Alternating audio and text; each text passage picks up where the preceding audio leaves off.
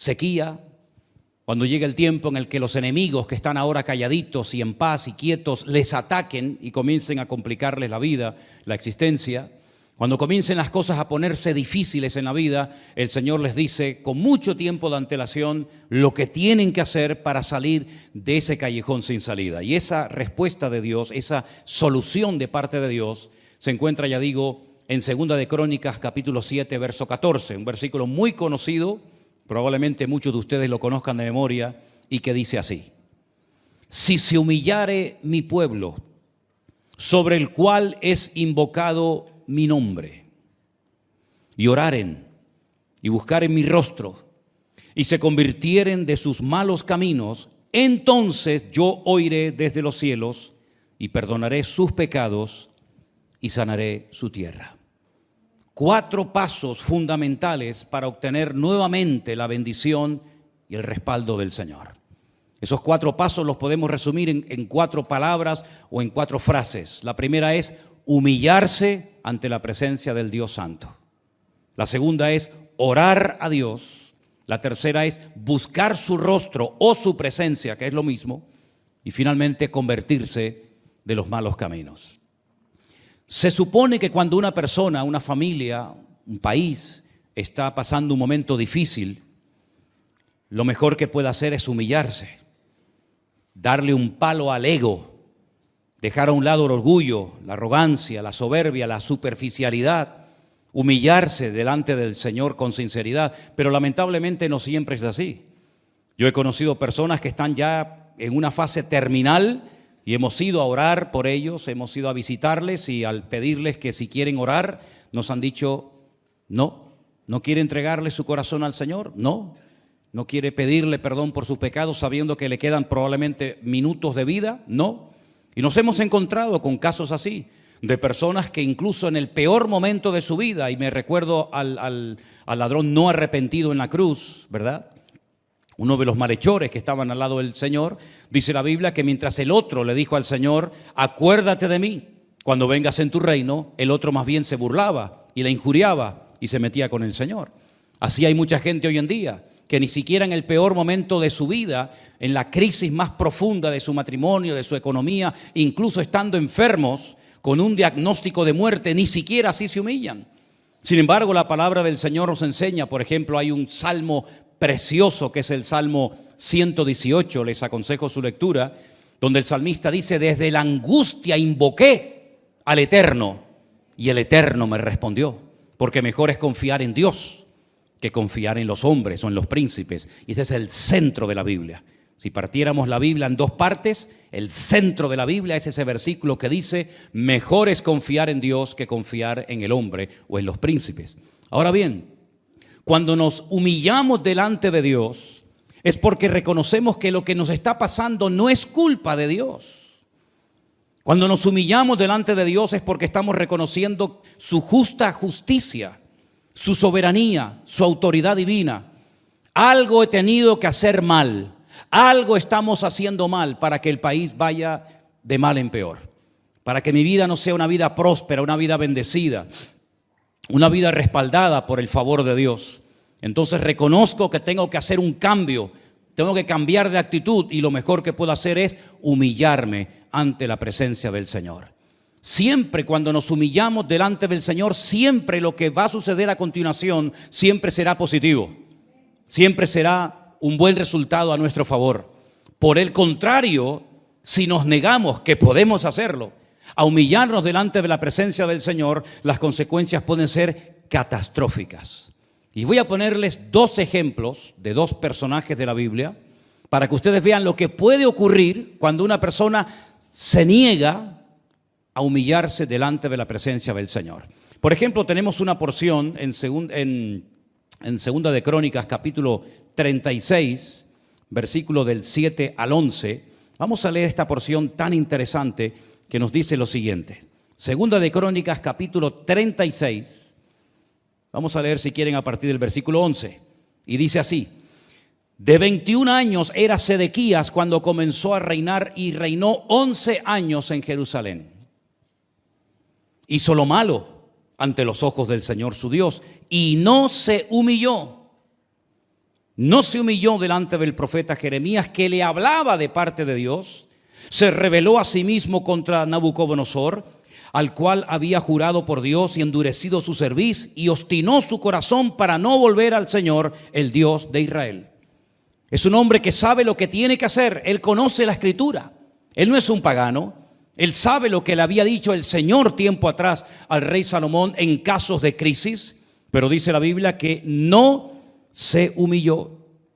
Y si seguimos leyendo el reinado de Sedequías, en el verso 16 dice: mas ellos hacían escarnio de los mensajeros de Dios, menospreciando sus palabras, burlándose de sus profetas, hasta que subió la ira de Dios contra su pueblo, y dice, y no hubo ya remedio. Ya no había nada que hacer. Cruzaron la línea. Sabían lo que tenían que hacer. Sabían que el camino correcto era humillarse, pedir perdón delante del Señor. Pero dice que se rebelaron contra Dios, contra toda la autoridad del tiempo presente. Y dice la Biblia que por no querer humillarse, las consecuencias en la vida del rey Ezequías fueron terribles. Ustedes me acompañan a Jeremías capítulo 52. Es increíble lo que vamos a leer ahora. Dice la palabra de Dios en Jeremías capítulo 52. Si quieren, leemos a partir del versículo 7. Jerusalén es sitiada. El ejército del rey Nabucodonosor está rodeando la ciudad. La gente muere de hambre. Lo están pasando realmente mal. No hay escapatoria. Y dice que llegó el momento en el que se abrió una brecha en el muro de la ciudad. Ellos creían que como tenían el templo de Jerusalén dentro de las murallas, no iba a pasar nada.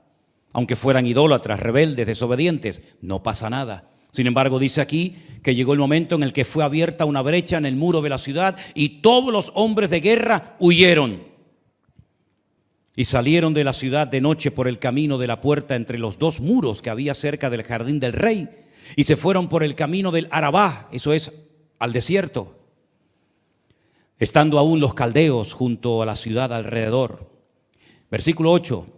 Y el ejército de los caldeos siguió al rey y alcanzaron a Sedequías, aquel que no se quería humillar, ¿se acuerdan? Aquel que no se quería postrar delante del Señor. Dice que lo alcanzaron en los llanos de Jericó. Fíjese el camino desde Jerusalén hasta Jericó, hay un buen recorrido. Allí lo alcanzaron porque lo abandonó su ejército. Entonces, escuchen, prendieron al rey y le hicieron venir al rey de Babilonia a Ribla. Ribla es Siria. Para que sepan que cada vez que lean el nombre de Ribla, estamos hablando de Siria, en tierra de Amat, donde pronunció sentencia contra él. Escucha, degolló el rey de Babilonia a los hijos de Sedequías delante de sus ojos. Qué terrible escena, ¿no? Ver que el rey de Babilonia está haciendo eso terrible en contra de tus hijos. También degolló en Ribla a todos los príncipes de Judá. No obstante, el rey de Babilonia solo, gracias a Dios, solo le sacó los ojos a Sedequías. Le ató con grillos y lo hizo llevar a Babilonia y lo puso en la cárcel hasta el día que murió. Él sabía lo que tenía que hacer. Todo esto se podía haber evitado. Esta tragedia nacional, miles de personas muertas, sus propios hijos. Mira la forma como mueren. Él queda ciego porque le arrancan los ojos. Se lo llevan a Babilonia como si fuera un animal tirado por cadenas. Allí murió en una mazmorra. Todo eso se podía haber evitado si él hubiera hecho lo que dice Segunda de Crónicas 7:14. La solución, el remedio divino. Si mi pueblo se humillare, pero hemos leído que él no quiso humillarse. Y el que no quiere humillarse delante de Dios, pues que se atenga a las consecuencias. Amén, hermanos. Hay cosas en la vida que podemos evitar si hacemos lo que Dios manda. Si ponemos en práctica la palabra de Dios, se pueden evitar muchas cosas. Problemas económicos, problemas matrimoniales, problemas incluso hasta físicos. Muchas cosas se pueden evitar en la vida. Pero si sigues, como decimos en Canarias, R que R, sin querer humillarte, siempre con las plumitas del pavo real desplegadas, bueno, hijo, atente a las consecuencias. Sedequías no tenía por qué haber muerto así. Tenía nada más y nada menos que en la ciudad al profeta Jeremías. Él no podía haber dicho, es que yo no sé qué hacer, no tengo palabra de Dios, no conozco la Escritura. Él sabía perfectamente lo que tenía que hacer, pero no quiso cambiar. Dice incluso que quiso matar al profeta Jeremías. El Señor lo salvó milagrosamente. Lo azotaron, lo metieron dentro de una cisterna para que se ahogara, ¿verdad? Sin embargo, el Señor protegió a Jeremías, que vivía en la misma ciudad, que fue atacado por el mismo ejército de Nabucodonosor, pero sin embargo, fíjense a Ezequías lo que le pasa. Algo que se podía haber evitado si se hubiera humillado delante de la presencia del Señor. Es un versículo realmente poderoso el que tenemos delante en esta tarde, porque encontramos los 4 pasos para una restauración segura en el Señor. Un paso nos lleva al otro. Cuando nos humillamos delante del Señor es porque reconocemos nuestra bancarrota espiritual, porque hemos llegado a la conclusión de que por nosotros mismos no vamos a salir del pozo de la desesperación. Lo mismo le tuvo que pasar a Jonás cuando llegó a lo más bajo, al vientre de aquel enorme pez. Dice que allí se humilló e invocó el nombre del Señor y Dios lo sacó de aquella desesperación tan grande en la que estaba. Cada vez que nosotros nos humillemos delante de la presencia del Señor, siempre vendrán bendiciones, lluvia de bendiciones a nuestras vidas y a nuestras familias. ¿Cuántos dicen amén? Pero no es suficiente con humillarse, no es suficiente con reconocer el error, el pecado, sino que el segundo paso es orar. Si mi pueblo se humillare y orare, invocar en mi rostro, es un segundo paso fundamental. Pero en este punto de la oración, quiero recordarles un versículo del Nuevo Testamento, concretamente de la carta de Santiago, que dice que la oración eficaz del justo es la que puede mucho. No la oración en sí misma, no. La oración eficaz del justo es la que puede mucho. La pregunta es, ¿qué ingredientes tiene que tener una oración para que sea eficaz? Porque el objetivo no es simplemente orar. El objetivo es que cuando oremos obtengamos la respuesta, ¿sí o no? Eso es lo que confiamos y esperamos todos. Esta es la confianza que tenemos en Él, que si pedimos alguna cosa conforme a su voluntad, Él nos oye. Y si sabemos que Él nos oye, tenemos las peticiones que le hayamos hecho. Pero ¿cuáles son, los ingredientes bíblicos, divinos, para que podamos decir, he orado eficazmente, ahora solamente me queda esperar pacientemente, con gozo, en la presencia del Señor hasta que Él responda a mi oración? Hermanos queridos, una cosa es orar y otra cosa es orar eficazmente u orar bien. ¿Por qué digo orar bien? Porque yo he llegado a la conclusión de que nuestro nivel de madurez, nuestro crecimiento espiritual se manifiesta muchas veces por la forma como oramos, la forma como pedimos, la forma como nos presentamos delante del Señor. Habla mucho del tipo de persona, espiritualmente hablando, que tú eres. Hay personas que oran y piden, pero no están orando bíblicamente, no están orando bien. A veces por gracia y por pura misericordia de Dios, a pesar de no haber orado todo lo correcto que deberíamos de haberlo hecho, obtenemos respuestas. Pero creo que nuestro objetivo debería ser pedirle al Señor, Señor, enséñame a orar bien y eficazmente. Renovar mi vida de oración, mi vocabulario a la hora de orar. Y no es cuestión de gritos, no es cuestión de hacer un show ni un espectáculo, ni llamar la atención hacia mi persona, porque todo lo que hagas que llame la atención hacia tu persona, ya empezaste mal. Primero, la oración tú tienes que pasar desapercibida. El que tiene que notarse es el Señor, no tu palabra, ni tus gestos, ni tus espavientos, en primer lugar. En segundo lugar, la oración tiene que ser hecha conforme a la voluntad de Dios. Pero ¿cómo vas a orar conforme a la voluntad de Dios si no lees la Biblia e indagas cuál es la esencia del corazón de Dios? Voy a ponerles 3 ejemplos de 3 personajes diferentes de la Biblia que oraron, que hablaron no muy bien que digamos, aunque obtuvieron respuesta, pero se demuestra su falta de madurez a la hora de pedir o a la hora de hablar. ¿Se acuerdan ustedes, conocen a un personaje llamado Eliezer? ¿O Eliezer? ¿Quién era Eliezer? Un nombre muy bonito que significa Elí, mi Dios, Ezer, mi Dios es mi ayuda. Mi Dios es el que me ayuda. Eliezer era el hombre de confianza a la mano derecha del patriarca Abraham, ¿se acuerdan? Abraham tenía un criado probablemente un mayordomo de muchos años en la casa, que delega sobre él y pone sobre sus hombros una responsabilidad tremenda.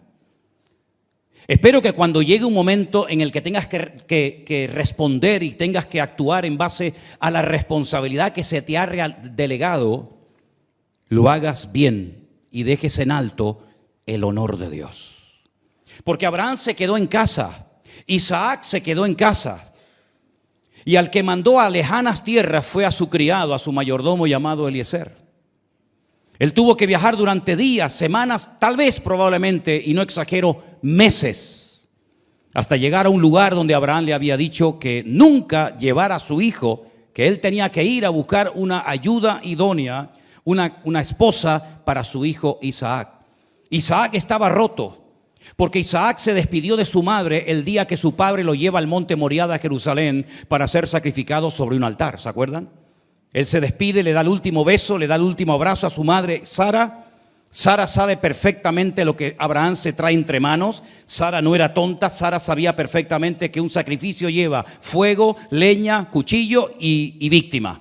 Y aquí van 3 elementos, pero falta uno, y ella sabe perfectamente que aquí pasa algo raro. Se despiden, la madre del hijo se dan un abrazo y Isaac nunca más volvió a ver a su madre. Probablemente murió de tristeza, murió de dolor. Porque ella sabe que eso es lo que Dios le ha pedido a su marido. Y ella no se pone como una loca gritando en la puerta de su tienda de campaña: no te lo lleves, es mi hijo, yo lo quiero, llévate al otro. ¿Por qué haces esto? ¿Pero qué tipo de Dios tenemos? Sino que ella acata la voluntad de Dios, se despide de su hijo se va. Ella cree que nunca más lo volverá a ver, y cuando ellos regresan, Sara ya ha muerto. Y nunca más la volvió a ver a su madre. Y él, de pena, de dolor, dice que salía todas las tardes al campo a meditar. Y se iba junto a un pozo, por cierto, que tiene mucha historia, se llama el Pozo del Viviente que me ve, y allí meditaba y allí reflexionaba. Y dice que entonces es cuando el padre toma la decisión. Ya Isaac tiene 40 años, ya no es un niño. Le dice a Eliezer: mira, es tiempo de que vayas a buscar una esposa para mi hijo. Después, cuando vino su esposa, Rebeca, dice la Biblia que se consoló. El vacío que había dejado su madre en su corazón, su esposa lo llena, y bueno, todos conocemos el resto de la historia. Pero fíjate qué interesante a lo que voy, a la hora de orar bien o de hablar bien. Eliezer emprende un largo viaje para ir a buscar a la esposa del hijo de su amo. Se ve que no es un hombre de oración. Conoce al Dios de Abraham, evidentemente, pero no es un hombre, digamos, comprometido con Dios, ni tiene la fe, ni mucho menos de Abraham. Pero él va en obediencia a un encargo que su amo le ha dado, que es muy importante. El futuro está en las manos de él en ese momento. Y cuando llega a un pozo, él dice: la primera que salga y me dé de beber agua a mí y a mis camellos, esa me la llevo. ¿Cómo? ¿Sabes lo que estás diciendo? Y si viene una idólatra, si viene una pagana, si viene una prostituta, es decir, la primera que venga y me dé agua y encima le dé de beber a mis 10 camellos que tienen que beber cada uno 100 litros de agua, ¿esa es la que yo me voy a llevar? ¿Así de fácil? ¿Así de superficial? Bueno, sabemos que Dios tuvo misericordia por amor a Abraham y también por amor a Isaac, pero eso no es una forma madura de orar.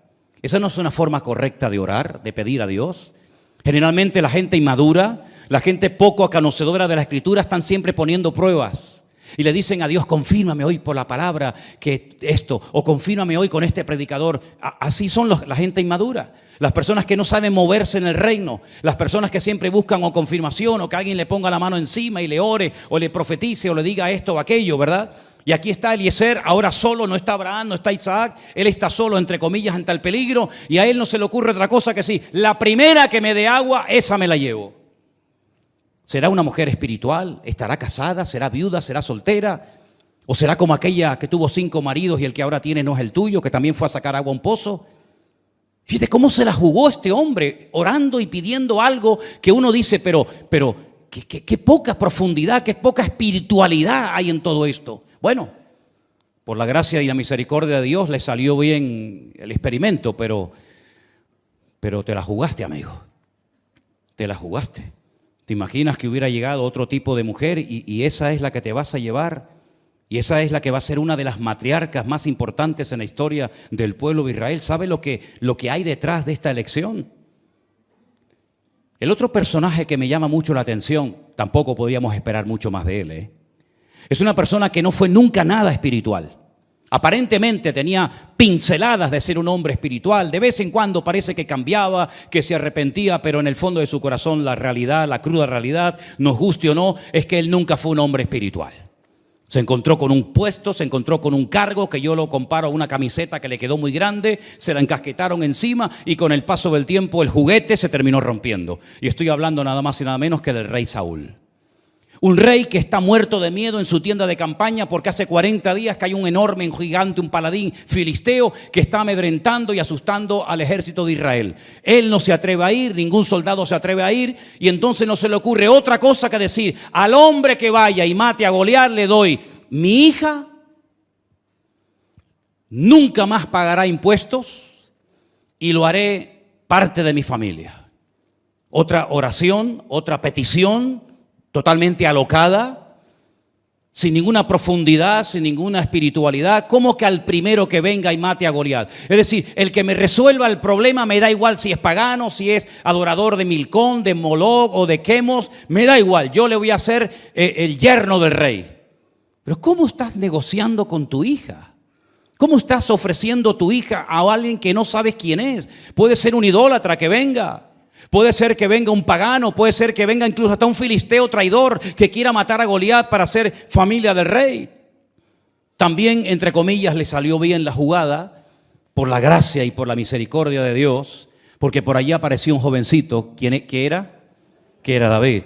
Y él se enfrentó y bueno, se hizo familia del rey, etcétera, etcétera. Pero ahí te das cuenta otra vez, otro personaje que oró o dijo algo en alta voz sin ninguna profundidad, sino ahí el que me saque del problema, a ese le bendigo y a ese le doy mi hija y le quito la obligación de pagar tributos e impuestos, etcétera, etcétera. Ya dije que no podíamos esperar otra cosa de Saúl. Saúl nunca fue una persona espiritual, por lo tanto sus decisiones, su forma de hablar, su forma de comportarse, su forma de reaccionar, demuestra siempre su esencia, que era la desobediencia personificada. Pero hay un tercer personaje que es peor todavía. Porque Eliezer, por lo menos, bueno, con aquella palabra que dijo el Señor, pues le ayudó a traer una buena mujer. El caso de Saúl, pues también funcionó porque gracias al Señor apareció por allí David.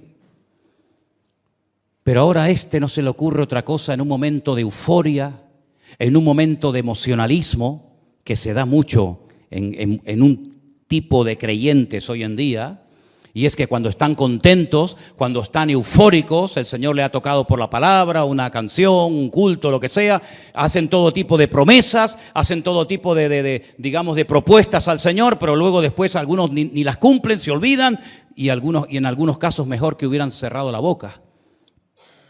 Porque a este no se le ocurre otra cosa que decir: estoy tan contento, estoy tan alegre, estoy tan lleno del Señor porque he visto hoy una gran victoria contra el enemigo, que al primero que me salga por la puerta de mi casa, lo sacrifico al Señor en un sacrificio a Dios.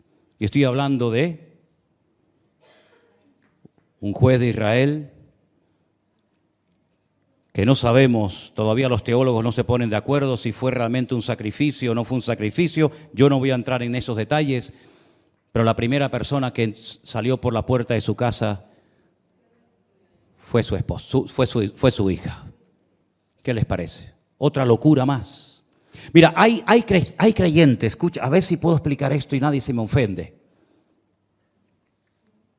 Y si se ofenden, por lo menos que sepan por qué lo dije. Hay creyentes que están como en el filo de la navaja. ¿Saben lo que me quiero decir? Están en el filo de la navaja. Están entre la locura y la espiritualidad. Están entre el compromiso y la superficialidad. Están, pero no están. Están con su cuerpo, pero su cabeza hace años que se fue de aquí. Están como en el filo de la navaja, ¿verdad? Por una parte parece que son muy espirituales, muy comprometidos, pero a la hora de la verdad, pínchales un poco, pruébalos un poco, porque la Biblia dice que para usar a alguien, primero hay que probarlo. Es mi deber, probarte, pincharte, a ver cómo reacciona. Y si son aprobados, entonces sí, pero si no son aprobados, no. Es como cuando te vas a comprar un coche de segunda mano. ¿No lo quieres probar primero? ¿Te fías así? Dices, bueno, yo lo quiere probar. No me hace falta. Todo en la vida que nos atrae y nos gusta siempre lo queremos probar o ver primero. Cuando las mujeres van de compras aquí a las tiendas, ni les cuento. Yo digo, esa camisa, démela ya, chao, adiós. La mujer se prueba una camisa, prueba otra, un pantalón, sube y después no compró nada. Cuando te quieres comprar una casa, ¿qué compras? La primera, mira, está bonita en internet, 2 habitaciones, un baño, no sé qué, una cocina, pues la compro. No, vamos a verla, cuándo es, ahí las tuberías y la electricidad y la contribución. ¿Y por qué a la hora de vivir para Cristo, por qué te niegas a que el Señor te pruebe? Si tú llevas toda la vida probando todo lo que tienes y todo lo que te has comprado. ¿Por qué el Señor no puede tener la misma libertad con nosotros de probar nuestra fe, nuestra puntualidad, nuestra santidad, nuestra vida de oración? ¿Por qué no nos dejamos probar y nos rebelamos cuando Dios nos prueba? Es que se enfada el dueño de un coche cuando digo, no, es que yo quiero probarlo primero. No es normal. O se enfada el dueño de una casa cuando le dice, yo quiero primeramente ver la casa. Porque quieres asegurarte que lo que vas a comprar o el dinero que vas a invertir merece la pena y no vas a perder tu dinero ni tu tiempo. ¿Y por qué a veces nosotros nos resistimos a que Dios nos pruebe? Cuando sabemos que lo que Dios trae a nuestra vida y nos prueba siempre va a ser para nuestro desarrollo y nuestro crecimiento espiritual. Entonces cuando yo digo que hay que humillarnos delante de Dios, claro, porque reconocemos que me equivoqué, reconocemos que mi ego me está matando y en vez de mi ego dominarme a mí, yo lo quiero doblegar al Señor. Fíjate la lectura que se leyó hoy. El Señor Jesucristo dice que se humilló a sí mismo. No es que esperaba que alguien lo humillara, que también lo hicieron. Pero Él toma la iniciativa, dice, se humilló a sí mismo y siendo en forma de Dios, no estimó el ser igual a Dios como cosa a que aferrarse, sino que se hizo siervo, obediente hasta la muerte y muerte de cruz. Y porque se humilló, Dios lo exaltó hasta lo sumo y le dio un nombre sobre todo nombre para que en su nombre se doble toda rodilla y toda lengua confiese que Él es el Señor, para la gloria de Dios Padre. Fíjate el paralelismo, fíjate Ezequías, no se quiso humillar, así terminaste, querido. Sin hijos, sin familia, sin salud, sin vista, sin nada, porque no has querido humillarte. Teniendo la sartén por el mango, teniendo la respuesta divina, el antídoto divino, mueres de una forma terrible, pudiendo haberlo evitado, sencillamente porque no quisiste humillarte, no quisiste dar tu brazo a torcer. Por otra parte, vemos al maestro aparentemente hundido, derrotado, humillado, pisoteado, pero al tercer día sale de la tumba victorioso, porque el que se humilla será exaltado. Entonces en nuestra vida tenemos siempre esas dos vías, esa alternativa. O te mantienes en tu postura, que tienes toda la libertad de mantenerla si quieres, o decir me rindo, porque humillarse significa decir me rindo, no sigo peleando más, no voy a hablar más, ya no es tiempo de hablar, ahora es tiempo de cuerpo a tierra. Me rindo, Señor, me rindo. Ya no sé qué hacer con mi matrimonio, con mi hijo, con mi familia, con mi economía, con el negocio. Ya no sé qué hacer. ¿Y qué haces entonces? Lo que tenías que haber hecho desde el principio. Rendirte. Postrarte ante la presencia del Señor. Y entonces oras bien. Oras sin exigencias. Sin decir, sin reclamar. Sin declarar. No, esas vainas aquí no van. Oramos con humildad. No le estoy demandando a Dios, me tienes que bendecir, me tienes que ayudar, porque yo he hecho esto, yo soy aquello. Tú no eres nada. Nos humillamos delante de Dios y clamamos a Él porque no confío en mis méritos, no tengo medalla, no puedo presumir de nada. No soy como aquel que decía, ayuno 2 veces a la semana, doy diezmo de todo lo que gano. No soy como este. Y el otro decía, no soy digno ni siquiera de levantar mi cabeza, pero dice la Biblia que uno fue justificado delante del Señor y el otro entró y salió del templo y salió peor de lo que entró. Entonces la actitud es lo que marca la diferencia en nuestra vida. El Señor sabía que su pueblo se iba a corromper. Hoy hay mucha alegría, hoy hay mucho júbilo. ¿Por qué? Porque hay dinero, porque hay abundancia, porque el rey Salomón es un rey espléndido, generoso, que le está dando comida y trabajo a todo el mundo. Pero espérate, los 80,000 leñadores que están en el Líbano cortando 24 horas al día leña y árboles de cedro para el templo, dentro de un par de meses no van a trabajar, ya no hay más leña que cortar. Cuando Salomón termine de construir el templo y sus casas y sus caballerías y todo, miles y miles de personas en el pueblo se van a quedar sin nada. A ver si en ese momento tienen tanto gozo y tanta alegría como la que tienen hoy. Y por eso el Señor sabía perfectamente que iba a llegar un momento en el que tenía que tocar, afectar la naturaleza, para que por lo menos los agricultores, cuando vieran que no llueve, se dieran cuenta de que algo espiritualmente está pasando. Porque lo natural es un reflejo de lo que está pasando espiritualmente. O a ver si los ganaderos, cuando vean que las ovejas no paren, que los animales se mueren en el campo, que las ovejas no tienen esa fuerza, a ver si se dan cuenta y se percatan de que hemos pecado delante del Señor. Y entonces cuando se dé cuenta el rey, los agricultores, los ganaderos, los hombres de guerra, todo el mundo se dé cuenta, sepan lo que tienen que hacer: humillarse, orar. Y dice aquí, tercer punto, buscar mi presencia. Buscar mi rostro, buscarlo de corazón. En otras palabras, volver a esa relación que tuvisteis en su momento con Dios, pero que cortasteis tu relación con el Señor porque te atrajeron las cosas de este mundo como si fueran juguetes. Ustedes reconocen, ¿se acuerdan de la historia de Elías cuando sube a lo alto del monte Carmelo? Dice la palabra del Señor que primeramente le da lugar a los sacerdotes de Baal, que eran un montón, y le dice: oren ustedes, que son más, oren los primeros, yo espero. Cuando llegó el momento de orar y de actuar, antes de orar, él lo que hace es algo que a veces pasa desapercibido y se habla muy poco, pero ahí está la clave. Si ustedes van al Monte Carmelo, arriba en el Monte Carmelo, en una de las partes del monte, hay un monasterio católico, y cuando entras a la iglesia, saben que en el centro de toda iglesia católica, en cualquier parte del mundo, siempre está el altar mayor. Eso pasa en España, en Latinoamérica y en todas partes del mundo. Cuando usted entra por el centro de una iglesia católica, nunca va a haber un púlpito. El púlpito siempre está a la izquierda o está a la derecha para la lectura de los santos evangelios. Lo que está en el centro es lo que en la iglesia católica tiene peso. Es para ellos lo más importante, que es el sacrificio de la misa, la Eucaristía. Y para ese sacrificio hace falta un altar. Y ese altar se llama el altar mayor. El altar mayor de ese monasterio en el Monte Carmelo son 12 gigantes piedras que las han puesto una encima de la otra, y encima han puesto como una losa de granito, de piedra o de lo que sea, y ahí hacen las misas, el sacrificio de la misa. Eso es lo que quiero destacar en esta tarde, que Elías, antes de orar, antes de invocar el nombre del Señor, restaura el altar del Señor que estaba roto. En otras palabras, si no hay comunión, si no hay relación con el Señor, ¿qué le vamos a pedir? ¿Con qué cara nos vamos a presentar delante de un Dios que hace años que no le hablo, que no lo visito, que no sé nada de Él? ¿Con qué cara voy a pedirle a Dios que me sane la tierra, que sane a mis animales, que bendiga a mi familia, que prospere mi casa? ¿Con qué cara si ya hace años que no hablo con Él, ni sé nada de Él? Porque no quiero. Entonces lo que Elías hace es ir colocando una a una las 12 piedras del altar. La piedra que representa a Neftalí, la piedra de Manasés, la piedra de Zabulón, la piedra de Leví, la piedra de Isaacar, la piedra de Judá, la piedra de Gad, la piedra de Aser. Y cuando tiene ya todo el altar compuesto y unido, es entonces cuando empieza el trabajo de colocar, ¿verdad?, la leña, el sacrificio, invocar el nombre del Señor. Pero previamente ha tenido que haber una restauración. Y yo siempre he dicho que una persona, antes de ser usada, previamente tiene que ser restaurada. Y tú sabrás en lo que tienes que ser restaurado en tu vida. Capaz que tienes que pagar una factura de hace 30 años que ni te acuerdas.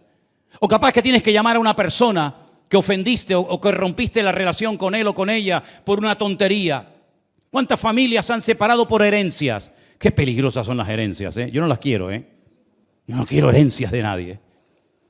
Hermanos que se llevan muy bien, se muere el viejo y después empiezan las peleas. Quítate tú para ponerme yo, porque a ti te dio esto, que no me lo dio a mí, yo quería aquello, yo quería lo otro. Qué lío las herencias, ¿verdad? Solamente quiero la herencia espiritual, que no trae problemas, ¿verdad?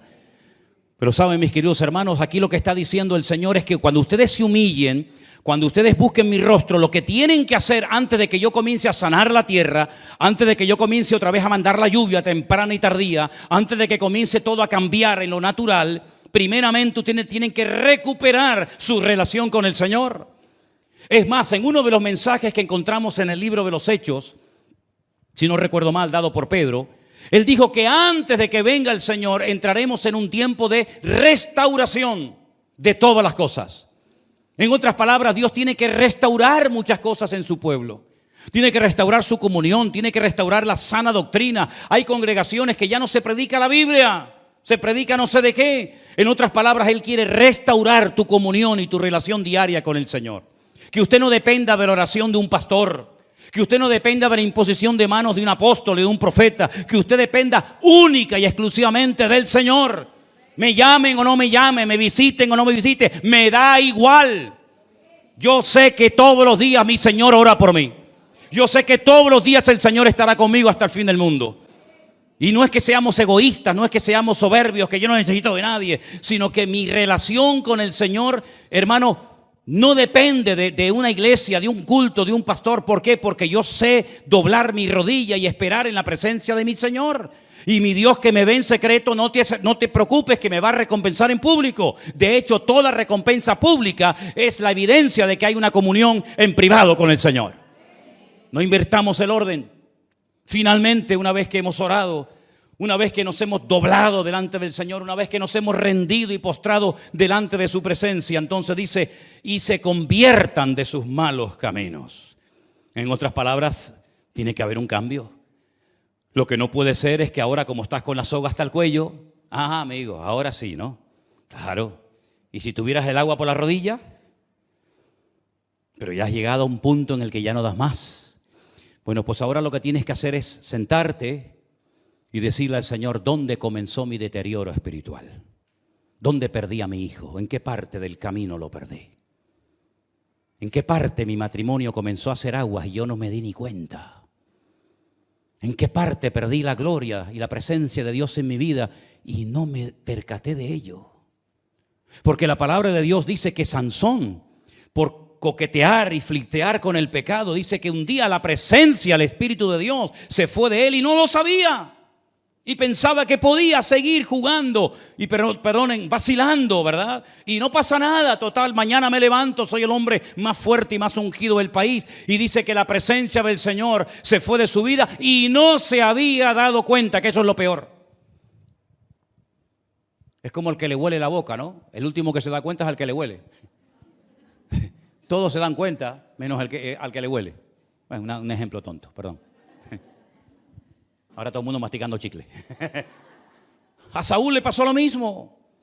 A Saúl le pasó lo mismo, ¿no? Como soy el rey, pues no tiene nada que ver. El cargo, la responsabilidad, la edad que tiene, no te vacuna, no te inmuniza en contra de llevar una vida de orden delante de Dios. Otro que perdió la presencia del Señor y no se dio cuenta. Y alguno, por si acaso está por ahí o en casa viendo el culto, dirá, pero está citando temas y personajes del Antiguo Testamento. Eso no pasa hoy en día. ¿Ah, no? No pasa eso hoy en día.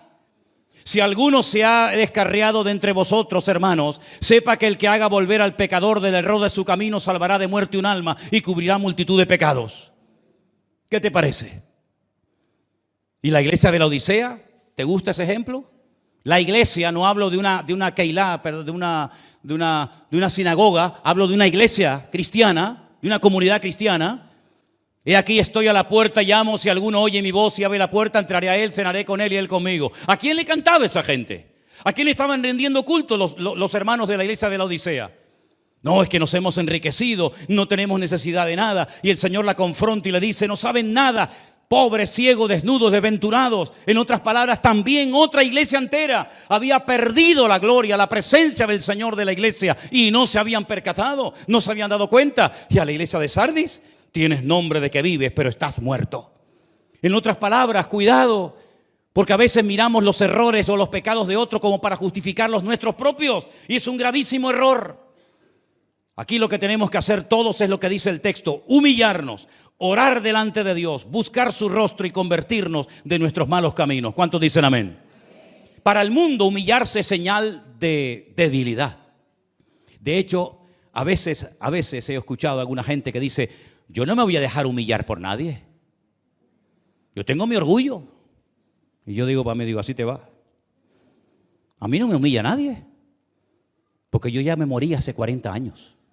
Y a un muerto no se le puede humillar. ¿Sí o no? Los vivos son los que se ofenden.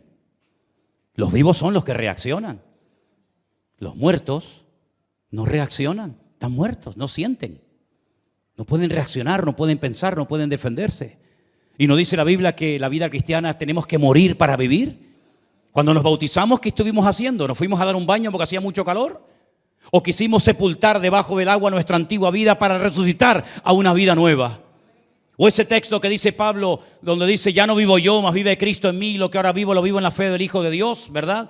El cual me amó y me salvó y se dio a sí mismo por mí. ¿Eso que solamente es para Él? ¿O eso también es un lema para todos y para cada uno de nosotros? Miren lo que dice, por ejemplo, Primera de Pedro 5:6. No sé si lo tienen por ahí preparado. Léalo conmigo, por favor, hermano. Primera de Pedro 5:6 dice, humillaos pues bajo la poderosa mano de Dios, para que Él os exalte cuando fuere tiempo. ¿Cuándo es el tiempo? No lo sé. El tiempo de humillarse, ¿cuándo es? Ahora. Y el de ser exaltado, no lo sé. Pero yo sé que si me humillo delante de Dios, pero escuchen, por si alguien piensa que, bueno, me humillo una vez. No, es toda la vida, todos los días. Todos los días empezamos de cero. Cada vez que me subo aquí arriba me tiro al suelo, esa es mi costumbre, no sé lo que harán otros. Yo cada vez que me subo aquí me tiro al suelo y me pongo tirado a tierra, digo, Señor, he predicado miles de veces, pero ahora es como si fuera una vez más. Y dependo del Señor cada día, para todo, para todo dependo, y cada vez más, cada vez más. No es que cada vez menos, al contrario, cada vez te das cuenta de que depende más del Señor, pero para todo, absolutamente para todo. Y a veces digo, Señor, que no me inviten, porque cuando me invitan ya me pongo nervioso, ya no como, ya no duermo, porque estoy pensando que voy a hablar, que no voy a hablar. Y dice, pero después de tanto tiempo, todavía, claro que sí. Y es humillarnos delante del Señor cada día. No es que me humillé hace 30 años y ahora ya nada, no. Es cada día me humillo delante del Señor. Dice Lucas 14:11, tremendo este versículo también. Porque cualquiera que se enaltece será humillado, y el que se humilla será enaltecido. ¿Saben quién fue la primera, no sé si decir persona, porque no es correcto decir persona, pero el primer ente, el primer personaje que se exaltó delante de Dios? ¿Saben quién fue? Ese mismo. Satanás. Satanás se vio tan hermoso, tan capaz, que mirando aquella vestidura, porque yo siempre he dicho al Señor, le he preguntado al Señor, Señor, ¿cómo creaste a Satanás tan hermoso y a nosotros tan feos? Coges barro y no nos das ni un trapito. Y a este lo pones con una vestidura impresionante, y cuando terminas de crearlo dice, este es el sello de la perfección. Y el Señor dice, porque Él sí puede declarar, este es acabado en hermosura. Y añade, y lleno de sabiduría. Eso no lo dijo cuando creó a Adán y a Eva. No dijo Adán el sello de la perfección, sino que dijo, no es bueno que esté solo. No es bueno que esté solo. Y le metió así, crack, un corte. Y le sacó a Eva de dentro, que la llevaba dentro, espalda con espalda. ¿Qué te parece? Pero ¿de qué le sirvió toda esa hermosura, todo ese conocimiento y toda esa sabiduría? Se miró un día delante de la presencia de Dios y dijo, me sentaré en el trono de Dios. Pero en ese trono solamente hay espacio para uno. Luego, si te quieres sentar en el trono de Dios, ¿quiere decir que quieres dar, permítame el símil, un golpe de estado? ¿Quieres quitarlo a Él para sentarte tú? ¿Por qué? Porque eres hermoso, eres bello, eres atractivo. Oiga, Satanás sabe tocar todos los instrumentos del mundo, y sabe todos los idiomas de la tierra, y sabe aritmética, biología, matemática, todo lo sabe. Es un ser tremendamente sabio. Pero lo perdió todo. Y dice, y los que te vieron y los que te conocieron cuando pasen por ti dirán, este es el que asustaba a la gente, este es el que hacía tropezar a los pueblos y a las naciones. Este personaje siniestro tan elevado ha caído tan bajo, claro, porque el que se enaltece será humillado. Seré semejante al Altísimo, me sentaré en el trono de Dios. Pero fíjate, Filipenses 2, lo hemos leído esta tarde, siendo igual a Dios, no se aferró a sus atributos, a sus privilegios, sino que se humilló a sí mismo. En otra palabra, descendió y el otro subió. Y ya sabemos el resultado tanto de uno como de otro. Entonces, mis queridos hermanos, este versículo, este texto es tremendamente poderoso porque no caduca en el tiempo ni en el espacio. Es un versículo que nos ayuda a salir de crisis, de tiempos difíciles, de tiempos de angustia. Cuando dice, Dios mío, es que ya no sé qué hacer. Entonces, lo que tenemos que hacer es dar los 4 pasos bíblicos, humillarme delante de Dios. No sigas hablando, no, es que ya no sigas hablando, cállate, tírate al suelo, tírate al suelo. te humillas delante de Dios, comienzas a orar, no a pedir, porque la oración no solamente es cuestión de pedir. Comienzo a buscar esa relación que tuve con Dios, que la perdí no sé dónde. Como yo le dije una vez a uno, digo, oye, ¿dónde dejaste el yelmo? El yelmo que se te cayó hace tiempo. Y la coraza y la espada la perdiste. Mira a ver dónde la dejaste, muchacho. Y algunos que no saben de lo que estoy diciendo empiezan a decir, no sé, la habré dejado por aquí. Digo, sí, búscala por aquí que la vas a encontrar. Entonces hay que pararnos y decir, ¿dónde empecé a enredarme? Como dice la Biblia, ninguno que milita se enreda en los negocios de la vida. Pero algunos dicen, no, pero eso es para los pastores. ¿Ah, sí? ¿Tú no estás militando en el reino de Dios? ¿Tú estás en otro ejército diferente al mío? ¿No estamos todos en el mismo ejército? Pues dice la Biblia que ninguno que milita en el ejército de Dios se enreda, se deja atrapar por el sistema faraónico del mundo, sino que al contrario huye de él para tener más tiempo para servir al Señor. ¿No sacó el Señor a su pueblo de la esclavitud? ¿Para qué? ¿Para que le sirviera? ¿Para qué vino el Señor a este mundo? Para liberarnos del pecado, para que podamos servirle. Como dije el otro día, David, ¿para qué venció a todos los enemigos? Para que en tiempo de paz Salomón pudiera hacer la obra de Dios. ¿Para qué vino Cristo? Para derrotar al diablo y a sus demonios. ¿Para qué? Para que con la paz que tengo pueda servir al Señor como Salomón sirvió en lo natural, pero yo en lo espiritual.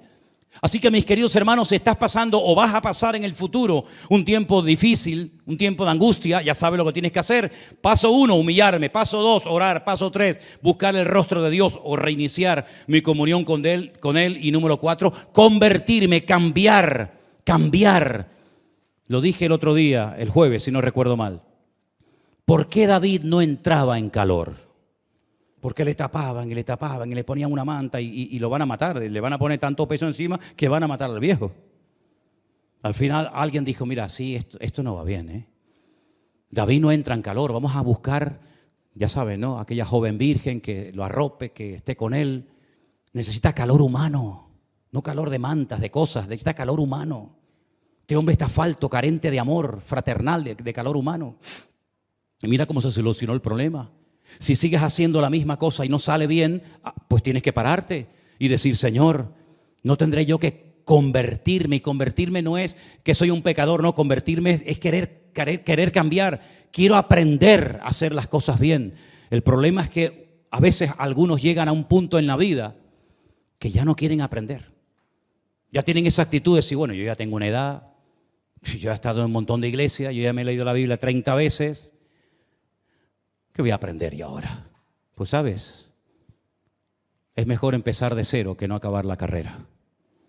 El Señor hoy nos da la respuesta bíblica, el antídoto perfecto para salir de cualquier crisis. Ay, si don Pedro, ese, el que vive allí.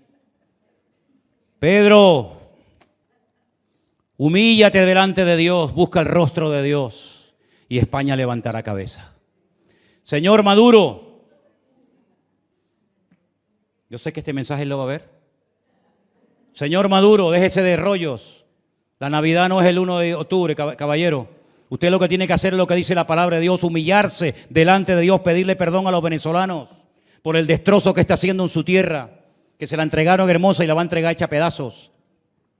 Orar delante de Dios, no irte a los brujos, santeros y curanderos. Buscar la presencia del Señor, humillarte delante de Él, cambiar el rumbo, dejarte pastorear, dejarte asesorar y el Señor sanará otra vez a Venezuela y a Cuba y a cualquier... Pero si no hacemos lo que Dios manda que hagamos, después no le echemos la culpa a Dios de que las cosas no salen bien. El problema, ya digo, no está en el Creador, el problema está en la criatura. El problema no estuvo en Dios, el problema estuvo en Adán. El problema no estuvo en Dios, el problema estuvo en Israel. El problema no estuvo en Dios, estuvo en el rey. Y así sucesivamente. Por eso, mis queridos hermanos, vivamos cada día humillados delante de la presencia del Señor. Porque Dios ama a los humildes y a los altivos. Los mira de lejos. Qué versículo más bonito, ¿verdad? Bueno, vamos a orar en esta tarde, hermanos. Cierra tus ojos ahí donde estás. Bendito sea nuestro Dios. Ya sabemos lo que tenemos que hacer. Gloria a Dios. Gloria a Dios. Ya no hay excusa. Ya no hay excusa. Ya sabemos lo que tenemos que hacer. Humillarnos delante del Señor. Orar bien delante de Él. buscar su rostro de todo corazón, convertirnos de nuestros malos caminos.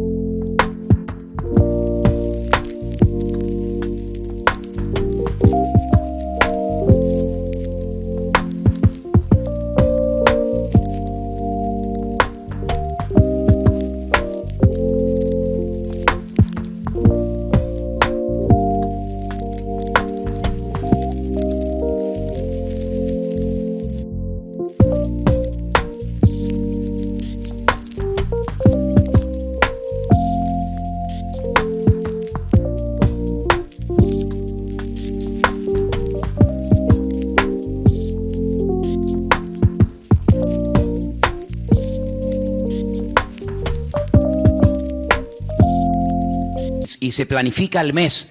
Eso no existía, esa no era la mentalidad de aquellos tiempos. La mentalidad era vivir el día a día. Basta a cada día su propio afán o su propio mal, dice otra versión, ¿verdad? Y el pan nuestro de cada día, dánoslo hoy.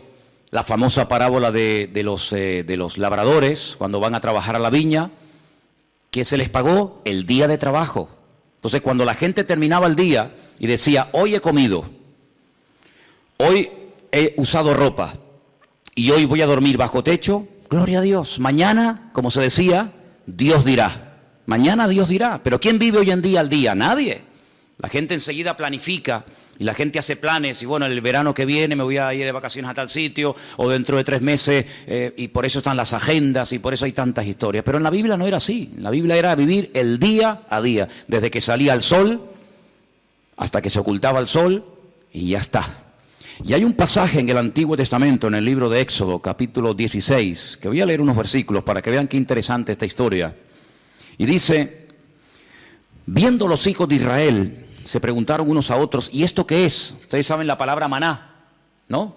Maná. La palabra maná en hebreo significa, ¿qué es esto? Maná, majú, ¿qué es esto? Y por eso la palabra maná, que uno dice, bueno, ¿y qué significa? Significa literalmente, ¿qué es esto? Pues dice aquí, cuando vieron aquello, dijeron, ¿qué es esto? Porque no sabían qué es lo que era. Entonces Moisés le dijo, este es el pan que el Señor os da para que coman. Esto es lo que el Señor os ha dado. Recoged de él cada uno según lo que pudiera comer. Un gomer por cabeza, conforme al número de vuestras personas. Tomaréis cada uno para los que están en su tienda. Los hijos de Israel, dice versículo 17, lo hicieron así. Unos recogieron más y otros recogieron menos. Y lo medían por gomer, y no sobró al que había recogido mucho, ni faltó al que había recogido poco. Cada uno recogió conforme a lo que había de comer. Moisés les dijo, ninguno deje de ello para mañana. Algunos decían, ¿y si mañana no cae el maná? ¿Y si pasado mañana se agota? Vamos a recoger el lunes, para el martes, para el miércoles y para el jueves. Siempre ha habido gente así, ¿no? Pero el Señor le dijo, no. Ellos no obedecieron a Moisés, algunos dejaron de ello para otro día y crió gusanos y hedió, y se enojó Moisés contra ellos. Era una falta de fe, creer que al día siguiente el Señor no iba a derramar su fidelidad, era una falta de fe. Hoy ha caído el maná, sí, mañana otra vez, y pasado otra vez, no se preocupen. Y lo recogían cada mañana, cada uno según lo que había de comer, y luego que el sol se calentaba, se derretía. No sé si han visto seguramente en alguna feria, en algún lugar por ahí, esa gente que tiene como si fuera un caldero y van haciendo una cosa así y crean como ese algodón. ¿Lo habéis visto? Ese algodón de azúcar que cuando lo coges con la mano te empegosta todo. El maná era algo así, era algo muy parecido a eso. El Señor les dijo, cada día ustedes van a ver una demostración de mi fidelidad. Cuando ustedes se levanten, ya el maná está allí. No van a tener que esperar a que caiga. Es decir, yo voy a ir siempre delante de ustedes. Cuando ustedes se levanten el lunes, ustedes recojan todo lo que vayan a comer para el día lunes. Y cuando se levanten el martes, recojan lo que vayan a comer el martes y así sucesivamente. Pero había gente que dudaba, había gente que decía, vamos a recoger para 3 o 4 días por si acaso. Vamos a recoger para toda la semana. ¿Y qué pasaba? Se les echaba a perder. Porque el Señor les estaba enseñando al pueblo en el desierto depender cada día de la bendición y de la fidelidad del Señor. Parece como que eso ya no forma parte de nuestro estilo de vida. Pero así es como deberíamos realmente vivir los creyentes. Hoy el Señor me ha bendecido, hoy el Señor me ha ayudado, hoy puedo dormir en mi cama, hemos comido, fíjate tú, hemos desayunado, almorzado, otros han merendado antes de venir al culto, otros antes de irse se ponen allí en el mostrador también a picotear, luego llegan a casa, vuelven a comer. Hermanos, Dios es fiel. ¿Cuál es la garantía de que mañana Dios me va a suplir mi necesidad? Que hoy me la ha suplido. ¿Cuántos dicen amén? Como Él no cambia, si Él hoy ha sido fiel, mañana otra vez volverá a ser fiel. Y yo tengo que fiarme de Dios. Yo tengo que depender del Señor, no de mes a mes, sino como dice la Biblia, el pan nuestro de cada día, dánoslo hoy. ¿Cuántos de los que están aquí hoy han comido? Veo que todos vienen vestidos. Algunos han venido en coche, otros caminando, otros en guagua. Cuando te vayas de aquí, cenarán, dormirán en sus camas. ¿Qué más queremos, hermanos? Dice la palabra de Dios, teniendo sustento y abrigo, estemos contentos con esto. ¿De dónde nace ese afán, ese agobio de venga y más y más? ¿De dónde nace? ¿De la Biblia? No. ¿De una relación sana con Dios? No, Señor. El cristiano sano, el cristiano que tiene una fe sana, completa, una fe coherente, una fe bíblica, no tiene que caer en ese afán, en ese agobio, en ese estrés, y la deuda, y no sé qué, y esto y lo otro. No, así no vivimos, así no tenemos que vivir los hijos de Dios. Los hijos de Dios tenemos que vivir de cara al mundo, de cara a la galería, con paz, con la tranquilidad de saber que nuestra vida está en las manos del mejor pastor del mundo, porque dice la Biblia, el Señor es nuestro pastor y nada nos faltará. ¿Cuántos dicen amén? Por lo tanto, en el Sermón del Monte, el Señor cuando enseña a orar a su pueblo dice, y el pan nuestro de cada día, dánoslo hoy. ¿Se puede orar por el pan nuestro de cada día? Claro que sí. Pero en ningún momento tenemos que estar preocupados por los próximos 15 días, por la próxima quincena, por el próximo mes. Eso no es bíblico, eso no es bíblico. El Señor quiere que aprendamos a depender de Él, a confiar en Él cada día, sin preocupaciones, sin agobios, sin estrés. Ya sé que esto a lo mejor suena locura. Ya sé que la gente de la calle, la gente que no tiene a Dios, pues no viven así. Pero es que usted no tiene que imitar al mundo, usted tiene que imitar al Señor Jesucristo y obedecer su palabra. Hay un texto muy interesante que yo lo he leído muchas veces, de hecho no quiero exagerar, pero casi a diario lo leo, y se encuentra en Deuteronomio. Es un pasaje buenísimo, buenísimo, que de vez en cuando pienso yo que deberíamos de leer. Está en Deuteronomio capítulo 8,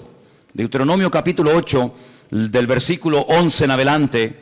Es buenísimo este pasaje, de verdad que es una bendición de Dios el poder tener esto en nuestras manos. Dice, cuídate de no olvidarte del Señor tu Dios. Y yo pregunto, ¿y se puede acaso alguien olvidar de Dios? Porque te puedes olvidar, no sé, de las llaves, del móvil. Te puedes olvidar de dónde dejaste el coche. Yo me acuerdo hace años, venía por la calle esta de la iglesia con el casco de la moto en la mano. Y me metía en el bar de aquí al lado a tomar un cortado. Y un hermano, me dice, ¿de dónde vienes? Digo, no, tuve que ir abajo a Santa Cruz a hacer unas cosas. Y me dice, ¿y tú vas por la vida con un casco debajo del brazo? Digo, ¡ay, la moto! Y la dejé en la Plaza de España. Yo me vine desde la Plaza de España hasta aquí con la moto, con el casco de la moto bajo el brazo. Vamos, simplemente mirando el casco, sabes que, mijo, el casco es para usarlo en la moto. Pues me olvidé de la moto. Y un día tuve que llamar al segurita del Carrefour allí en La Laguna, porque para mí es que me habían robado el coche. ¿Y qué va? Me van a robar el coche estaba en otro sitio, pero volví loco a medio centro comercial. Mire, que me robaron el coche, que llame a la policía, que no sé qué, y el coche estaba donde yo lo había dejado, pero yo no me acordaba. Y a veces hemos visto en alguna playa por la megafonía, el niño Pedrito García Rodríguez, con una camisita roja y un pantalón amarillo y unos calcetines verdes. Se ha perdido, por favor. Pero perder a Dios, olvidarse de Dios. ¿Cómo se puede una persona, cómo se puede olvidar un joven, cómo se puede olvidar una familia de Dios? Pues hermanos, parece mentira, pero hay gente que incluso llegaron a servir a Dios y se olvidaron completamente de Él. Y por eso el Señor, sabiendo que somos así los seres humanos, dice en este versículo: cuídate, tengan cuidado de no olvidarse del Señor vuestro Dios, para cumplir sus mandamientos, sus decretos, sus estatutos que yo te ordeno hoy.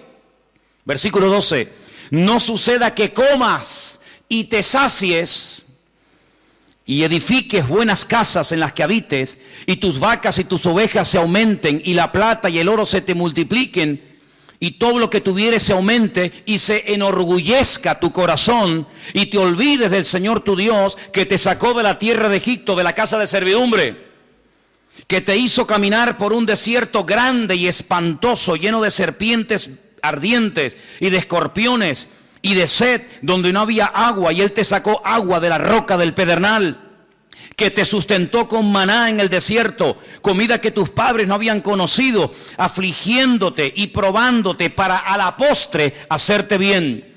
Y digas en tu corazón: mi poder y mi fuerza, la fuerza de mi mano, me han traído esta riqueza. Dice aquí: acuérdate del Señor tu Dios, porque Él es el que te da el poder para hacer las riquezas. ¿Cuántos dicen amén? Esa es mentira, ¿no?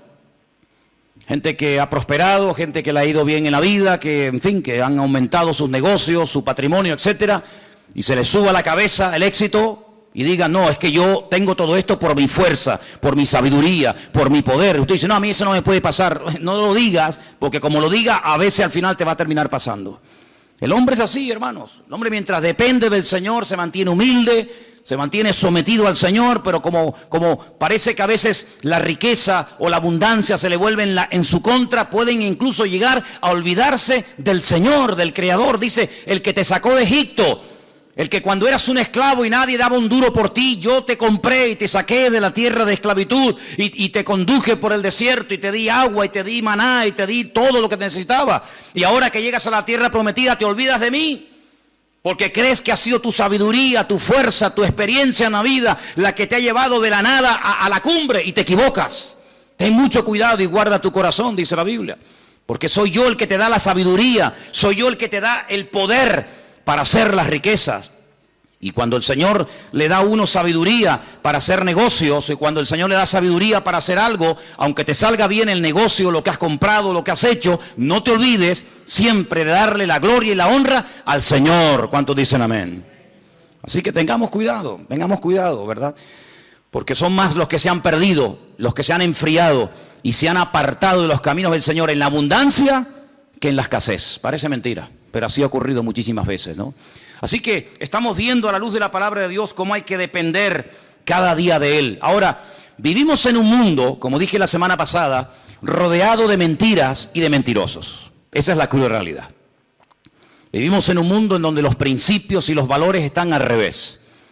Dice la Escritura que llegaría un momento en la historia de la humanidad, y yo creo que ya hemos llegado, en el que a lo malo te lo presentarían como lo bueno.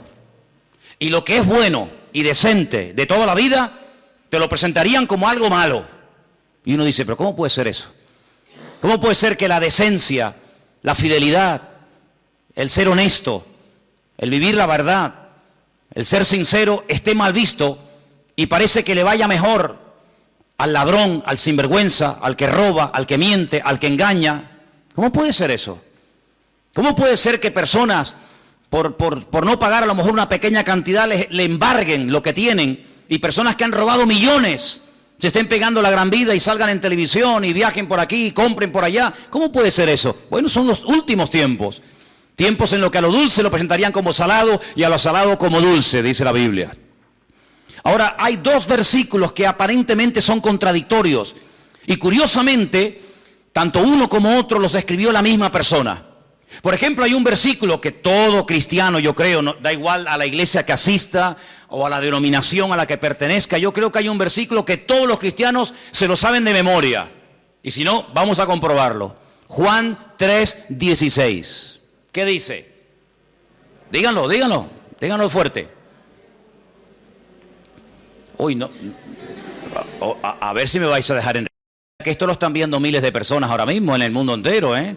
Decirlo fuerte, a ver qué dice. Porque de tal manera amó Dios al mundo que ha dado a su Hijo unigénito para que todo aquel que crea en Él no se pierda, mas tenga vida eterna. ¿Qué dice la Biblia que Dios hizo? Dios amó. ¿A quién? Al mundo. Dígalo fuerte. Dios amó al mundo. Otra vez. Dios amó al mundo. Ahora explíqueme esto. No améis al mundo ni las cosas que están en el mundo. ¿En qué quedamos? Juan 3:16 dice, Dios amó al mundo. Y primera de Juan capítulo 2 verso 15 dice, no améis al mundo ni las cosas que están en el mundo. ¿Cómo es que la Biblia dice que Dios amó al mundo y a mí se me prohíbe amar al mundo? Hay que explicarlo, porque en la Biblia no hay contradicciones. Hay gente que dice, es que la Biblia es un libro lleno de contradicciones. Y yo le digo, cuando usted me muestre una, nos sentamos y hablamos. La Biblia no tiene contradicciones. El problema es que muchas veces no se puede terminar de traducir exactamente, porque nosotros tenemos una sola palabra para la palabra mundo. Como para la palabra amor, tenemos una sola palabra. No hay 4 o 5 palabras para amor. Amor hay una sola palabra, no hay más. En griego hay 3 o 4 palabras y en hebreo ni le cuento. Y en griego, incluso en hebreo, para la palabra tierra, planeta, mundo, etcétera, hay un montón de palabras y depende a lo que se esté dirigiendo el autor, pues emplea un término o emplea otra, pero en español nada más tenemos una sola palabra, ¿verdad? Cuando estamos leyendo Juan 3:16, dice que de tal manera, de tal magnitud, con tal fuerza, amó Dios al mundo. Ahí está haciendo referencia a la raza humana, al hombre, a la humanidad. De tal manera Dios amó al hombre, a la raza humana, a los hombres, a las mujeres, a los blancos, a los negros, a los ricos, a los pobres, a los africanos, asiáticos, norteamericanos, latinos. De tal manera amó Dios a esa gente que dio a su Hijo unigénito al mundo para que lo amaran y lo respetaran y creyeran en Él. Pero cuando vamos a primera de Juan y encontramos otra vez la misma palabra, la palabra mundo es la palabra cosmos. Y la palabra cosmos nos habla acerca de un estilo de vida, de unos principios, de unos valores que no son los nuestros. No son los nuestros. ¿Usted no ha oído alguna vez la expresión de decir, mira, di una mentira de estas piadosas? De hecho, incluso hasta cuando éramos católicos, se nos decía que había 2 tipos de pecados. Bueno, se nos decía, no, se siguen diciendo. Pecados mortales y pecados veniales, ¿sí o no? Amigo. Es decir, que hay pecados que son graves delante de Dios y pecados que, bueno, que Dios hace la vista gorda, no pasa nada. Una mentirijilla de vez en cuando para salir del paso, ¿sí o no? Eso se nos ha enseñado toda la vida. Cuando vamos a la palabra nos encontramos que hay un sistema, un estilo, una filosofía de vida que es totalmente opuesta a nuestro estilo de vida. ¿Por qué? Porque en el mundo, cuando 2 o 3 o 4 hombres se juntan en un bar, en un negocio, donde sea, y comienzan a hablar, ¿de qué suelen hablar? De mujeres. Y presumen de las veces que han engañado a sus esposas. Y presumen de que tuvieron relaciones con esta y con aquella y con la otra y con mengano. Sin embargo, eso en el círculo cristiano se nos tendría que caer la cara de vergüenza y darnos vergüenza de haber hecho eso. Son puntos de referencia completamente diferentes. Y en el mundo es normal mentir, y en el mundo es robar, pues decir, mira, sí, y era no, o no, cuando era sí, o decir, ¿cuánto tienes? 5, y es mentira, tienes 10. En el mundo todo eso es normal. Y cuando dice la Biblia, no améis al mundo, se refiere, no imites la forma como vive la gente. Una cosa es que Dios amó al hombre, y otra cosa es que Dios ame a los pecados del hombre, que son 2 cosas completamente diferentes. Dios ama a un etarra, a un asesino, a un violador, ¿sí o no? Por supuesto que sí. Faltaría más. Si no, madre mía. Pero eso quiere decir que Dios ama su estilo de vida. Eso quiere decir que Dios ama la mentira, el engaño, el soborno, el adulterio, la fornicación, la extorsión. No, señor. Una cosa es que Dios ame a la persona y otra cosa es que Dios acepte y ame y tolere el estilo de vida de esa persona. No nos confundamos. Por eso dice la Biblia que cuando viene por ahí alguna persona que dice que yo soy cristiano, yo soy pastor, yo soy hijo de Dios, yo soy siervo de Cristo, yo soy esto, yo soy aquello, apóstol, como algunos van por ahí también diciendo, pues hermano, por sus frutos los conoceréis. Y por eso dice la Biblia que hay que probar los espíritus, porque no todos los espíritus son de Dios. Y por eso encontramos en la Biblia falsos evangelistas, falsos pastores, falsos maestros, falsos apóstoles, etcétera, etcétera. ¿Por qué? Porque Dios ama a todo el mundo por igual, pero denuncia y no tolera el pecado y el desorden de nadie. ¿Cuántos dicen amén? Entonces no nos confundamos cuando dice que Dios amó al mundo, la raza humana, y cuando nos dice en 1 de Juan, capítulo 2, como hemos leído, que no tenemos que amar al mundo.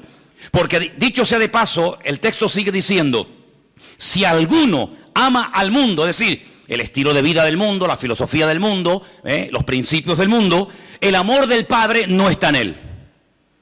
Porque todo lo que hay en el mundo, y lo aglutina de esta forma, los deseos de la carne, los deseos de los ojos, la vanagloria de la vida, no provienen del Padre, sino del mundo. Y el mundo pasa, y sus deseos, pero el que hace la voluntad de Dios permanece para siempre. Si lo que hoy está mal visto, mañana estará bien visto. Y lo que mañana estará bien visto, hoy es un delito, un pecado. Por lo tanto, las modas cambian. Hace años en este país se obligaba a la gente a ir a las plazas públicas a ver cómo se torturaba a personas y cómo se les quemaba vivos y cómo se les crucificaba, y era normal.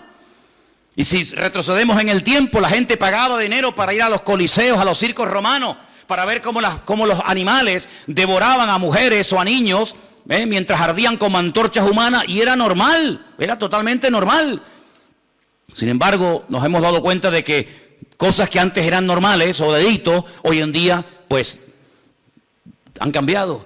Por eso nosotros no tenemos que dejarnos llevar por las modas de este mundo, sino tenemos que dejarnos llevar por los principios y valores eternos del Señor que están en su bendita palabra. ¿Cuántos dicen amén? Así que, amados hermanos, tenemos que partir de la base de que nosotros somos gente diferente, somos gente distinta, y hay algo con lo cual tenemos que estar claros en esto. Y yo les voy a contar parte de mi testimonio, porque creo que puede ser de ayuda a la hora de entender lo que quiero decir. Hay personas que llegaron al conocimiento de la verdad. Hay personas que les nació en su corazón el deseo de buscar a Dios porque empezaron a leer los evangelios o empezaron a leer la Biblia. Conozco muchísima gente que me dice, no, yo un día me compré una Biblia, o alguien me regaló una Biblia, un Nuevo Testamento, como esta que estáis ofreciendo los hermanos moteros, ¿no? Bueno, te llega la Biblia, empiezas a leerla, y empiezas a interesarte, empiezas a darte cuenta de un montón de cosas y se despierta algo en ti que te lleva a una búsqueda de la verdad, y buscando, pues encuentra, ¿y a quién encuentra? Al autor y al consumador de la fe, que es Cristo Jesús, ¿sí o no? Pero a mí no me pasó eso. Yo fui al revés. Yo no había leído en mi vida la Biblia, jamás. No me interesaba. Yo no sabía ni lo que era una Biblia. A mí no me llegó el conocimiento de Dios, ni el deseo de buscar a Dios por la lectura, por el estudio, por indagar, por buscar la verdad. Es que a mí no me interesaba buscar la verdad, pero en absoluto. Lo primero que yo tuve fue un encuentro, una experiencia personal con Jesucristo. Yo no había leído la Biblia en mi vida. Entonces, cuando yo entré por primera vez en mi vida a una iglesia, yo le dije literalmente a Dios, es que yo no creo en ti. Es que yo no creo en ustedes, yo no creo en pastores, ni en iglesia, ni en Biblia, ni en cura, yo no creo en nadie. Yo tenía un montón de problemas físicos, espirituales, de toda índole. Pero yo desafié a ese Dios del cual ese hombre estaba esa tarde predicando allí, y le dije, bueno, si tú existes, no es que dije, como tú existes, no. Si tú existes, ayúdame a salir de este infierno en el que yo estoy. Y cambia mi vida, y ayúdame, y libérame, etcétera, etcétera. Y Dios lo hizo. Y mucho tiempo después, o unos meses después, comencé a leer y a leer y a leer y a leer y a estudiar y a memorizar capítulos y capítulos de la Biblia. Y a través de la Biblia, pues claro, lógicamente fortalecí mi fe. Pero no fue primero la teoría y después la práctica. En mi caso fue al revés. Primero fue la experiencia, la práctica, y luego fue el conocimiento. Y por eso hay muchas personas que a veces titubean, porque claro, comenzaron a leer la palabra y después tuvieron una experiencia personal con Cristo. Pero cuando uno tiene una experiencia personal con Cristo, a mí no me mueve nadie de la fe que yo tengo en el Señor. Porque a mí los demonios que tenía no me los sacó ningún pastor, a mí me los sanó directamente mi Señor Jesucristo. Y el que me transformó la vida no fue una predicación de un reverendo o de un apóstol, como ese radio se llame, sino que directamente mi Señor y mi Dios me liberó y me transformó y me rompió completamente. Y después comencé a leer su palabra. Y por eso hay gente que lee la palabra y después tienen la experiencia, si es que la llegan a tener, y por eso a veces dudan de haber interpretado correctamente el texto y lo habré interpretado mal, y en vez de resulta que era así, resulta que era asado. Yo no tengo la más mínima duda. Yo he hablado con budistas, he hablado con gente que practica el Islam, he hablado con rabinos judíos, de todo tipo, cerrados, abiertos, de toda índole. Y yo cada día estoy más firme en mi fe. Porque a mí el conocimiento y la experiencia no me vino por lo que leí ni por lo que me enseñaron. Es que yo tuve un encuentro personal con Cristo. Yo era ciego y ahora veo. Entonces, cuando una persona tiene un encuentro personal con Cristo, que digan lo que digan, que hagan lo que hagan, que pase lo que pase, yo sé en quién he creído. ¿Cómo voy yo a negar que soy blanco? Hermano, si yo me subo a esta plataforma esta tarde y digo, hermano, ustedes me ven blanquito, pero yo realmente en el fondo soy negro. Usted dirá, bueno, hermano, usted dé lo que quiera, pero usted se le ve por fuera y usted tiene piel blanca. No, mire, hermano, es que yo soy moreno, mulato y soy mujer. Pasa que ustedes me ven con otra visión. No puedo negar, yo no puedo negar lo que soy. Pues exactamente igual le digo espiritualmente. Yo no puedo negar que Cristo un día me sanó, me liberó y me transformó la vida. Y no lo leí en la Biblia, no lo leí en un libro, lo sentí, lo experimenté personalmente. Por eso cada vez que voy a Israel, cuando vengo más firme en mi fe. Y no es que voy allí y digo, ay, a lo mejor creía al revés de como yo era. No, es que me da igual. Porque yo no fui al convencimiento de la verdad por lo que leí, sino por lo que viví y por lo que experimenté. Y cuando una persona experimenta algo, no desde la teoría, sino desde la práctica, ese hombre y esa mujer no lo tumba, ni lo sacude nada, ni nadie. ¿Cuántos dicen amén? Si yo subo esta noche aquí a un hombre y subo a una mujer y le digo, hermano, explique lo que es un parto. Y ya, bueno, pues un parto... Pues un parto es un parto, ¿no? Tienes dolores, hay un momento como se rompen aguas, se llama, ¿no? Corríjame porque yo en esto estoy fatal, ¿eh? Se rompen aguas, te entran dolores, empiezan a dilatar, no sé qué, no sé cuánto, tienen que llevar a la clínica y te suben allí en aquellos aparatos y te dice sopla, aprieta, no, ahora sí, ahora asado, ¿sí o no? Qué malo soy, soy fatal. Asuman ustedes una mujer aquí que haya parido y dice, mira Manolo, cállate la boquita, anda. Un parto no tiene nada que ver con lo que tú has dicho. Tú estás hablando desde la teoría, desde lo que has oído, de lo que te han contado. Pero yo he parido. Y un parto es esto y esto y esto. ¿Quién puede dar mejor una información de lo que es un parto? ¿Yo? ¿O una mujer que ha parido? Evidentemente una mujer que ha parido. Porque no lo habla desde la teoría. Lo habla desde la realidad. Desde el dolor. Lo habla desde la sensación de haber tenido esa criatura en su vientre y de haberlo sacado y ver la realidad de lo que es un parto. Y exactamente igual ocurre, amados hermanos. Hay gente que habla de Dios desde la teoría. Que si Dios es así, que si Dios es asado, que si no sé qué. Que hablas con un judío, te dice una cosa. Hablas con un musulmán, te dice otra. Hablas con un evangélico, te dice una cosa. Hablas con un mormón, te dice otra cosa. Hablas con un budista, te dice no sé qué. Y entonces tú dices, Dios mío, pero cada uno tiene una opinión diferente. Pero todos tienen la razón. No puede ser que los musulmanes digan que Dios no tiene un hijo y que los cristianos digan que Dios sí tiene un hijo. ¿Quién tiene la razón? ¿El musulmán o Dios? ¿O el cristiano? Porque yo pregunto, ¿Dios tiene un hijo o no tiene un hijo? Porque si no tiene Dios un hijo, entonces los musulmanes tienen razón. Pero si Dios tiene un hijo que se llamó Jesucristo o Yeshua HaMashiach y vino a este mundo a morir en una cruz y resucitó al tercer día, entonces este no dice la verdad la está diciendo este hombre. La pregunta que muchas veces me han dicho es ¿cómo es posible que un pueblo tan culto, tan sabio, tan preparado, personas que están todo el día desde que se levantan, créanme, desde que se levantan hasta que se acuestan, leen y memorizan y aprenden, y me refiero al pueblo de Israel, ¿cómo es posible que ellos no crean que Jesucristo es el Hijo de Dios? Porque te explican otra cosa y te quedas con la boca abierta y te dicen arriba y abajo y el verbo, el ifil, el itpalel, el pual y te explican todas las conjugaciones del verbo. Pero cuando hablamos de Jesucristo no tienen ni idea. Y uno dice, ¿cómo es posible que nosotros que no hemos sido criados en este ambiente, por lo menos yo, tengamos las ideas más claras y podamos explicar no desde la teoría de un libro, sino de la experiencia personal, quién es y quién no es Jesucristo. ¿Cómo es posible que 14 veces se hayan equivocado los judíos nombrando a un Mesías que luego le salió el tiro por la culata? Lean la historia de Bar Kokhba. Una ruina trajo a Israel. ¿Quién lo apoyó? Uno de los rabinos más grandes en la historia de Israel, Rabí Akiva. Un hombre que fue capaz de morir torturado. Dice que mientras lo quemaban los romanos en el 100 y pico después de Cristo, con pinzas le arrancaron la piel y todos los trocitos de piel que le quedaban con un cepillo de púas se la arrancaron. ¿Cómo es posible que un hombre que murió de esa manera torturado dijera que Jesucristo fue un impostor? Y después tuvieron a otro llamado Sivitai. Y ese fue una ruina total porque la mayoría de los judíos del mundo entero lo reconocieron como el Mesías.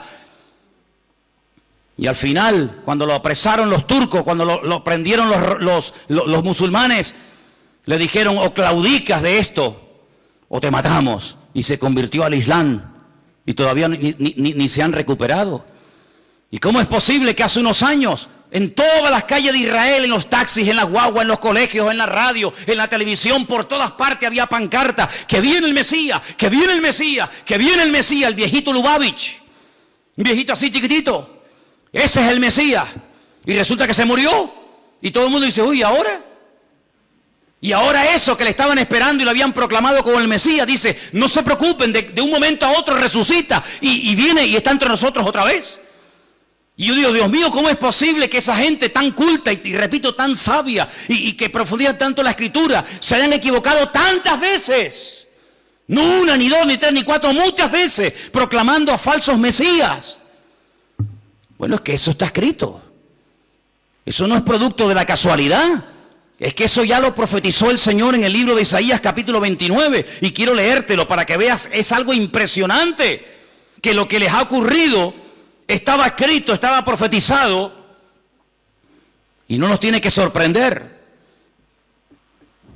Y dice en Isaías capítulo 29 a partir del versículo 10: ceguera e hipocresía de Israel. Fíjate qué curioso el capítulo, ¿no? Yo sé que los nombres de los capítulos no son, digamos, inspirados, originales, pero solamente se le llama a este capítulo la ceguera espiritual de Israel. Y mira lo que dice aquí. Porque esto se escribió antes del nacimiento de Cristo, no se escribió en el Nuevo Testamento. Ah, claro, eso lo escribió Pablo, lógico. Es normal que Pablo o Pedro o Juan o Santiago o Mateo digan eso. No. Esto lo escribió Isaías antes del nacimiento de Cristo. Cómo él proféticamente recibe la revelación de cómo iba a actuar esa gente. Y dice así: porque el Señor derramó sobre vosotros espíritu de sueño.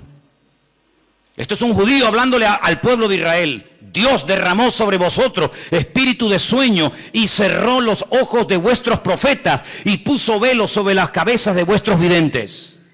Ah, ahora entiendo. Ahora entendemos, claro.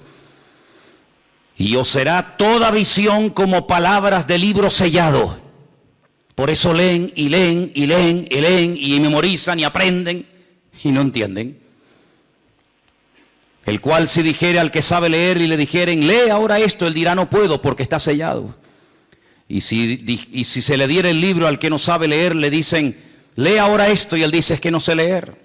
Dice pues el Señor, escucha bien la explicación de Dios, estas son las palabras de Dios al pueblo de Israel: porque este pueblo se acerca a mí con su boca y con sus labios me honra, pero su corazón está lejos de mí.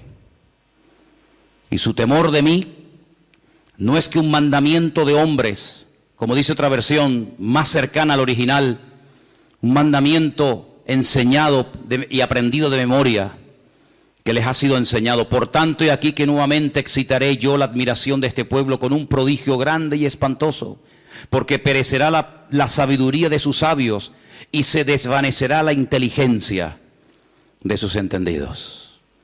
Ahora puedes ver cómo un niño en la escuela dominical, un domingo a la tarde, es capaz de ver en Juan capítulo 1, cómo el Verbo, que en un principio era Dios, se hace hombre, se humana, se encarna y habita entre nosotros y vemos su gloria.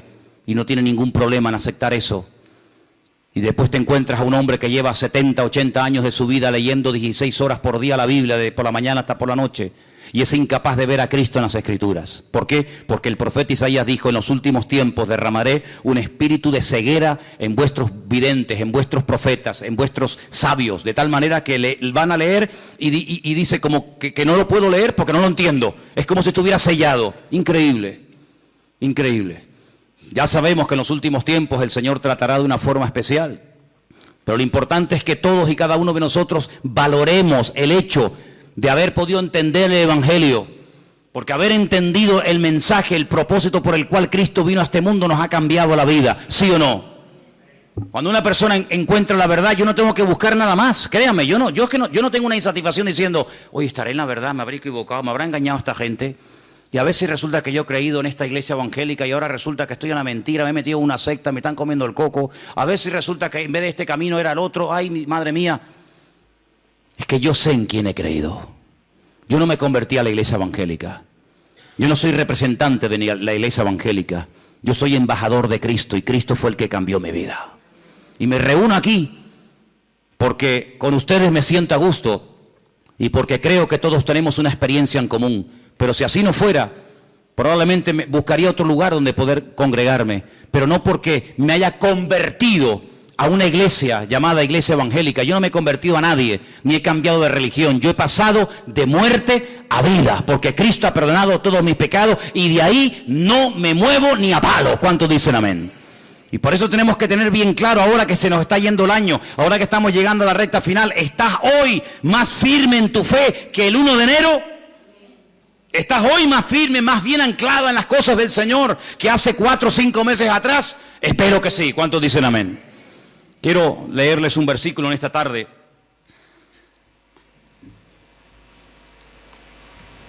Y antes de buscar ese texto que se encuentra en Apocalipsis, en el capítulo 3, déjenme que les diga algo. Cuando uno empieza a leer la Biblia desde el principio, uno se va a dar cuenta de que cuando Adán y Eva pecaron, y ahora hablaremos un poquito de esa mujer también, quedaron desconectados del Señor, desconectados completamente.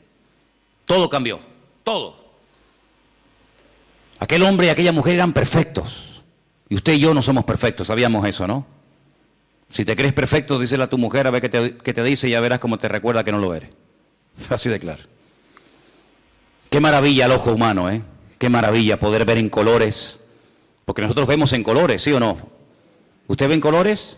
Hay algunos que confunden, ¿no? El rojo con el verde con el amarillo, pero generalmente el hombre ve en colores. Vemos en 3 dimensiones.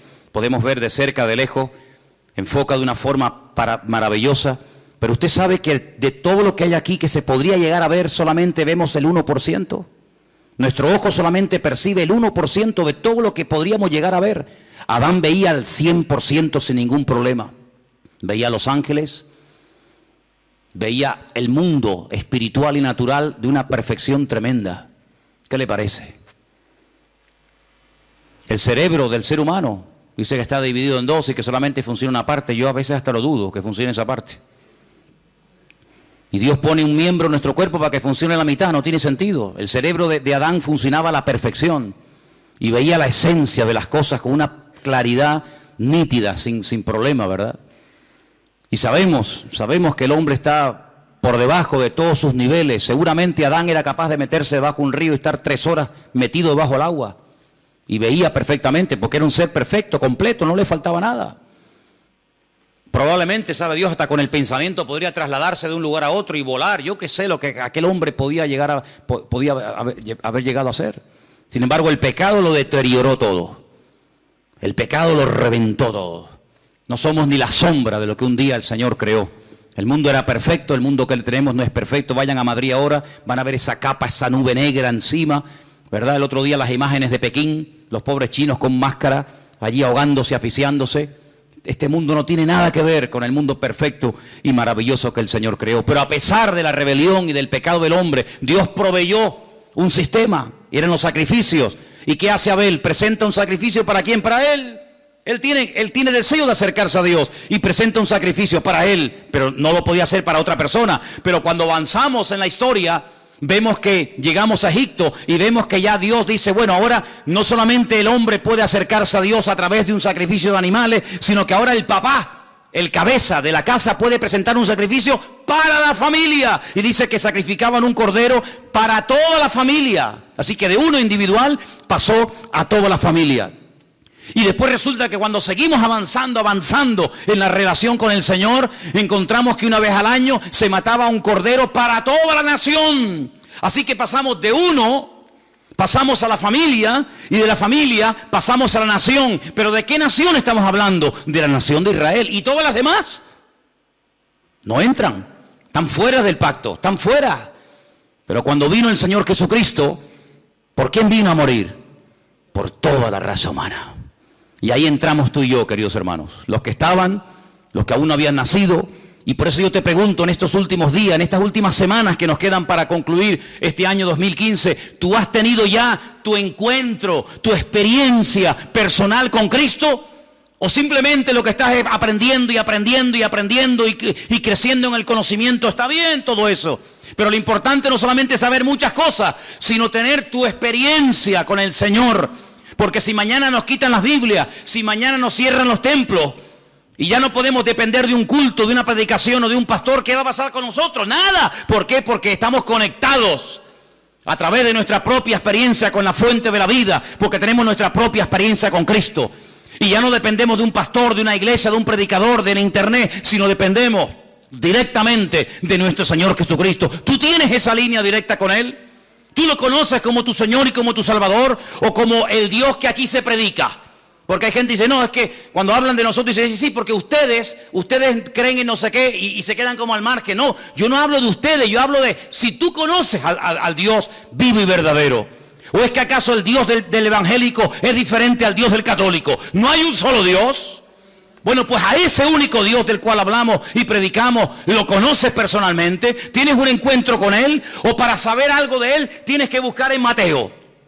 ¿O para saber algo de su esencia y de su carácter tienes que ir a los Salmos o al Apocalipsis o por aquí y por allá? No, no hace falta que vaya por aquí y por allá porque yo sé quién es y conozco a mi Padre y sé lo que le agrada y lo que no le agrada. La gente más espiritual, la gente que más creció en su relación con el Señor nunca leyeron la Biblia, porque no la tenían. Abraham no leyó nunca la Biblia. Jacob, Isaac, José, personas que nunca leyeron la Biblia, pero ellos conocían a Dios, no por lo escrito, sino por lo que habían experimentado.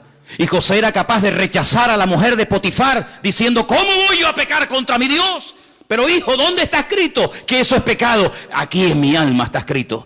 Porque yo conozco la voz de mi Señor y sé lo que le agrada y lo que no le agrada, aunque nunca haya leído la Biblia y aunque nunca me haya congregado en ninguna parte, yo conozco a mi Dios y sé que a mi Dios eso no le agrada.